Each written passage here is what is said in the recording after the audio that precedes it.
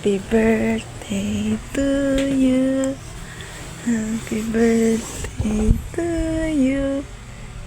Happy birthday, happy birthday. Happy birthday to you.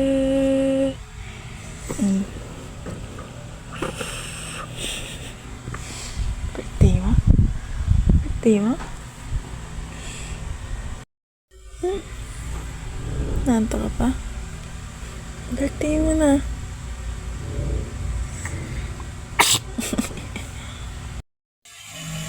So yun guys, papunta kami ngayon ng simbahan.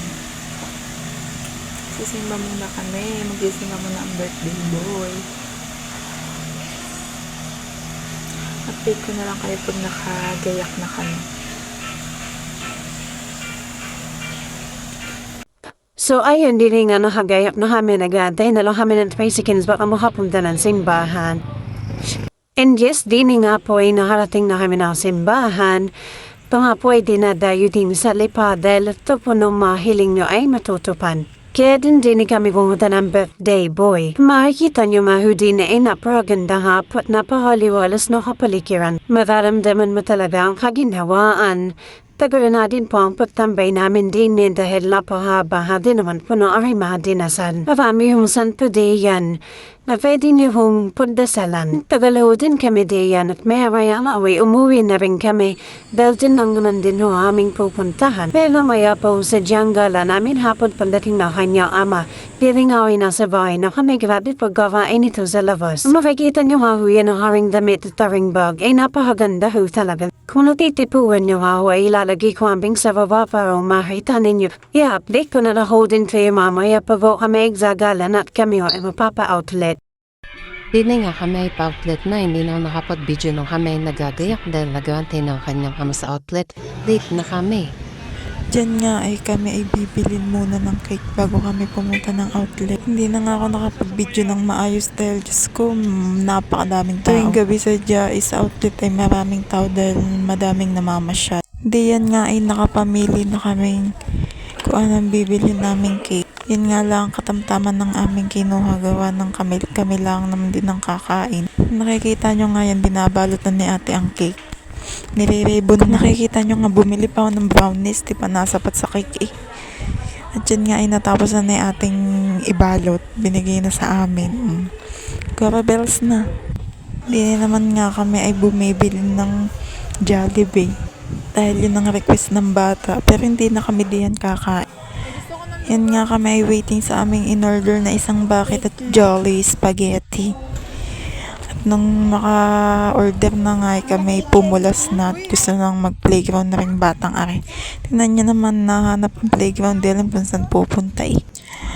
Bago lang kasi yung playground na yun kaya hanap kung nasaan banda. Diyos ko, hindi na namin mahanap pala nasa pinakaduluduluhan pa yan. Yan ang bagong gawa na playground din sa outlet. Nakita ko sa post. Kaya naman nang makita ng bata ay dali nang pumasok sa loob. Ayan. Kaganda nga naman din. Napakalinis at napaka-elegante tingnan ng lugar. Kala mo naman talaga ay mapipira ang mga tao. Kung makikita nyo nga ho diyan ay siya nag-uumpisa ng maglaro sa loob. Isang oras nga lang po palang kinuha namin dahil gabi na nga ho iyan. Gustong-gusto na ho namin kumain. Yan, enjoy naman siya dyan sa napakaraming bola. Lumambiti ng batang iyan. Akala mo yung unggoy yan, may unggoy. Pero nung tinatanong ko naman siya Pawi, sabi niya naman ay nag-enjoy siya kahit puro pag-iinkiin lang pinagagawa niya diyan. Marami nga hong magagawa ang bata ninyo din sa playground na rin. May bike nga din ho pala diyan. Bukod sa mga gayan-gayan ay may mga parang makikita kayong house dyan sa gilid eh. Pwede kayong maging doktor, pwedeng maging bumbero, maging karpintero, mga ganong laro-laro laang. Tingnan hinubo na eh. Pagos yan nga eh, nagpauli-uli lang ang aking anak dyan hanggang sa maka isang oras siya. Siya naman ay nakaisang oras lamang din yan. Pagkatapos niyang maglaro dyan ay kami ay umuwi na. Dahil tong napakalakas ho ng ulan sa labas, hindi ho makapamasyal, hindi makapag-picture sa labas dahil basang-basa. Yan na nga lang ang kanyang ginagawa din yan. Uli-uli lang ho siya sa paglalaro dahil sa mga rides ay hindi rin ho makapag-rides dahil basang-basa ang mga upuan. Pati ang carousel ay wala din ho, basang-basa ang mga kabayo.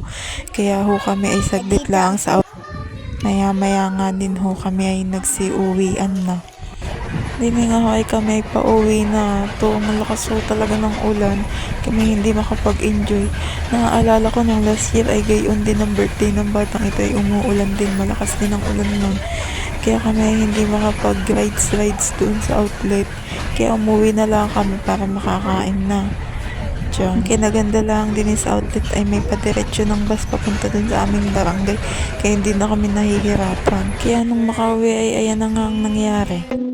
Happy birthday to you. Happy birthday, happy birthday. Happy birthday, EJ. No, fish ka muna.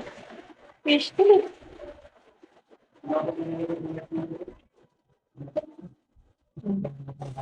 Yay! Birthday! Sira na may form. So yun ho ang mga naganap sa birthday ng aking anak. Dini ko na rin ho tatapusin ang video. Salamat sa panonood.